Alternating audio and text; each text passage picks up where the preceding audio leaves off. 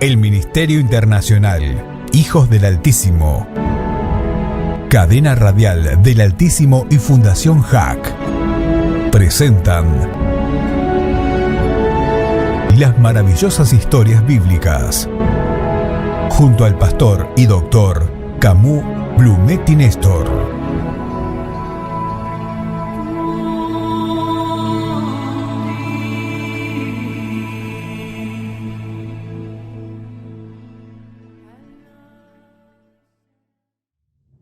En el día de hoy contaremos algunos aspectos de la vida de un hombre que en sus albores era muy religioso, apegado a sus costumbres, a sus raíces, a su credo extremista. Pero luego de una experiencia muy personal, su cambio fue rotundo, determinante, y se transforma en lo que hoy conocemos como el apóstol Pablo, el apóstol de los gentiles, de los paganos, de los que no forman parte de la nación hebrea y su fe abránica, considerado y apreciado por todas las variantes del cristianismo. El catolicismo, los ortodoxos, los anglicanos, los protestantes y la comunidad evangélica en su totalidad. Su nombre completo es Saulo Pablo de Tarso o Pablo de Tarso. Saulo es de origen hebreo y Pablo es de origen romano.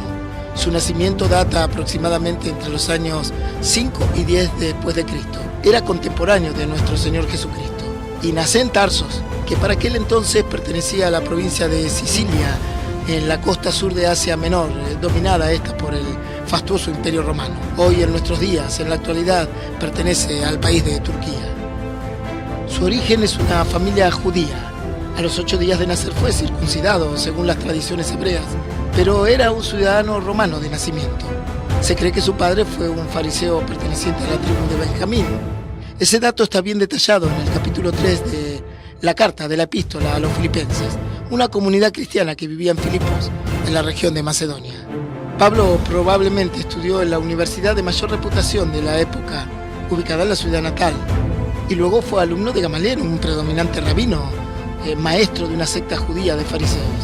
Pertenecía al Sanedrín en Jerusalén. Este llegó a tener el título de Rabán, que era superior al de Rabí.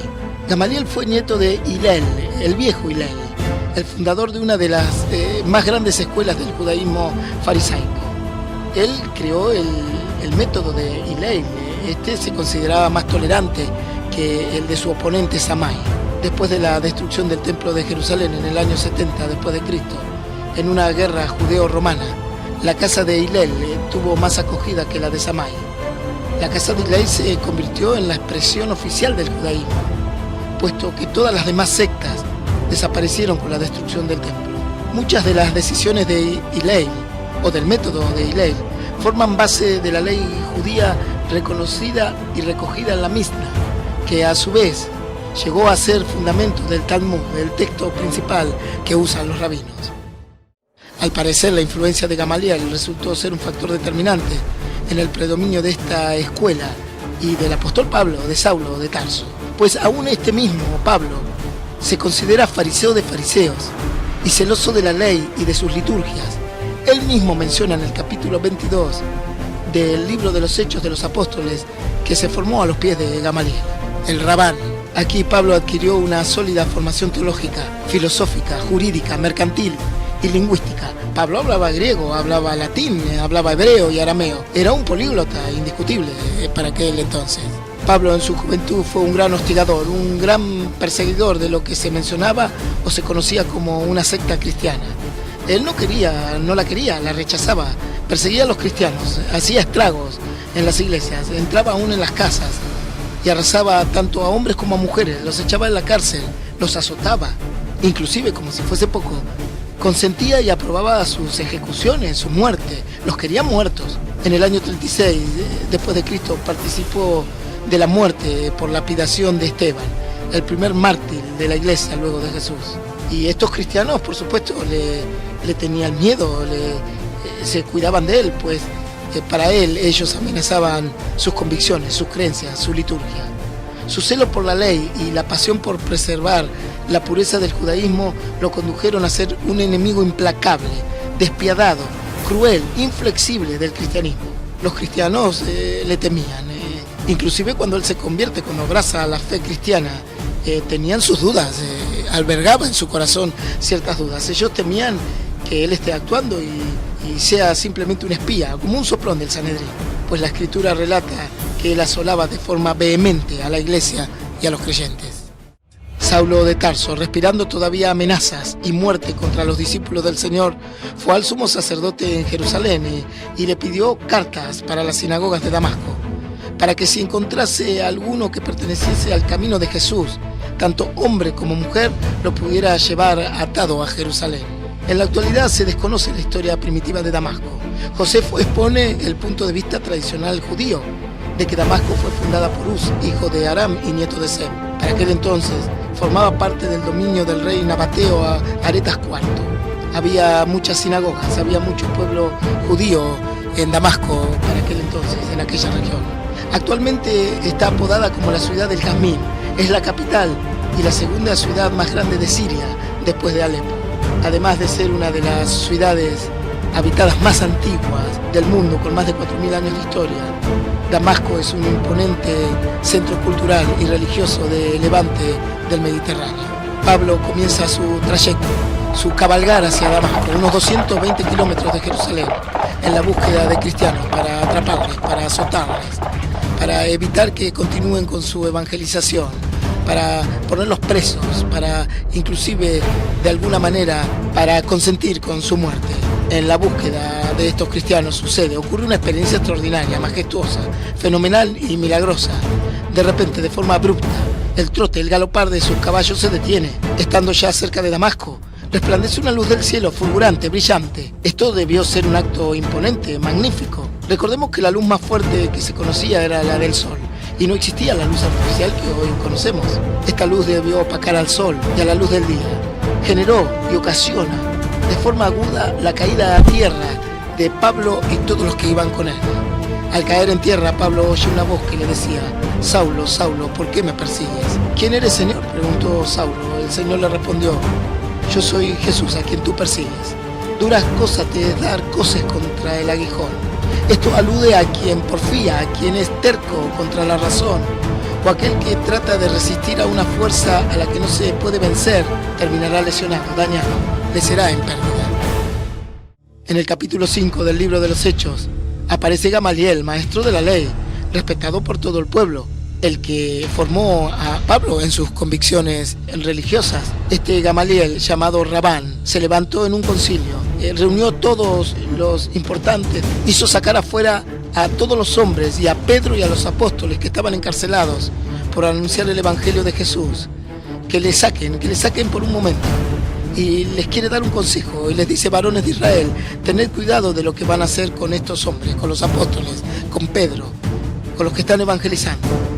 Porque hace algún tiempo se levantó un tal Teudas pretendiendo ser alguien y llevó un grupo de 400 hombres con él y fue muerto, y todos los que le seguían fueron dispersos y reducidos a nada. Después de él se levantó un tal Judas de Galilea en los días del censo y llevó mucha gente tras de sí. Él también pereció y todos los que le seguían se dispersaron.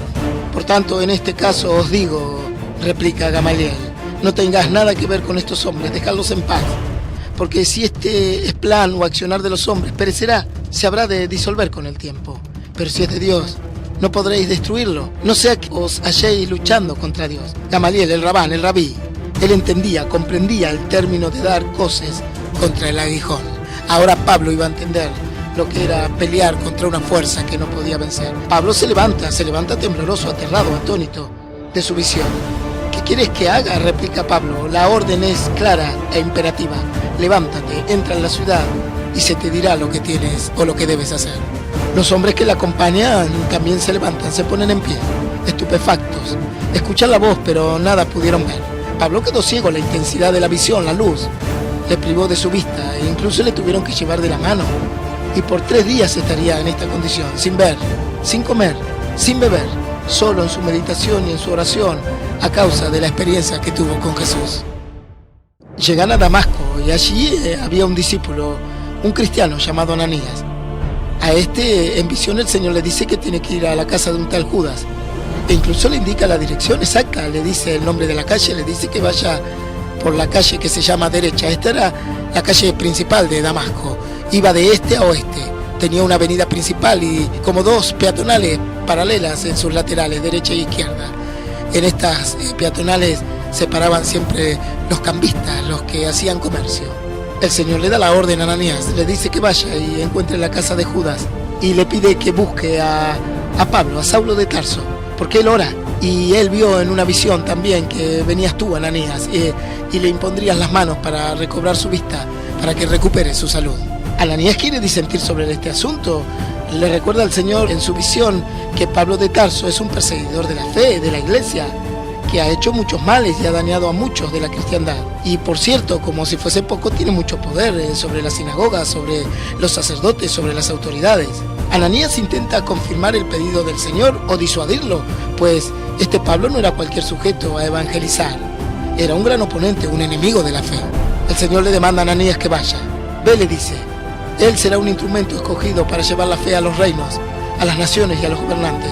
Yo le enseñaré cuánto es necesario padecer por mi nombre. Y este Ananías obedece, toma el consejo de su visión de Dios y va en busca de aquel que sería prontamente el apóstol Pablo. Llega Ananías a la casa de Judas. Impone las manos sobre Pablo, una práctica conservada aún en la actualidad para los cristianos. La imposición de manos es para confirmar la presencia de Dios a través de su espíritu. Por medio de ella se ora al creyente para que reciba bendiciones de parte de Dios. En el caso de Pablo, de Saulo de Tarso, sería la llenura del Espíritu Santo y la sanidad. Dios restaura su visión, él vuelve a ver con claridad. Cuenta la Escritura que de sus ojos cayeron escamas, quizás como la de los peces. La gran mayoría de los intérpretes bíblicos y predicadores concuerdan que estas, sus escamas, o las escamas que cayeron de sus ojos, representan su religiosidad, su liturgia, la que impedía ver la verdad de Jesús. Eran las mismas escamas de ceguera espiritual que tenía el Sanedrín cuando crucificaron a nuestro Señor. Ahora Dios, por misericordia, se las retira, se las quita. Él ve con claridad no solo el mundo natural, sino que también comienza a ver el mundo sobrenatural. Ahora su visión espiritual sería la verdadera, la correcta, sin demora alguna. Con gran apremio se bautiza, confesando ante el mundo que su conciencia había cambiado y que ahora aceptaba públicamente la fe en Cristo, aceptaba ser un cristiano junto con todos el resto de los discípulos que él perseguía. Se queda con los discípulos por algunos días en Damasco, siendo fortalecido en la palabra, en la fe, en el conocimiento, en la experiencia con Jesús. Este encuentro cerró la puerta de la persecución que llevaba a cabo y abrió la puerta de un servicio ejemplar a Cristo por el resto de su vida. El perseguido salvó a su perseguidor y lo convirtió en su mensajero, en un apóstol. De ahí en adelante inicia en la vida de Pablo una trayectoria de entrega incondicional a su Salvador, a Cristo. Esta es parte de la biografía de la historia de Pablo, de Saulo de Tarso, el apóstol de los gentiles, en las maravillosas historias bíblicas.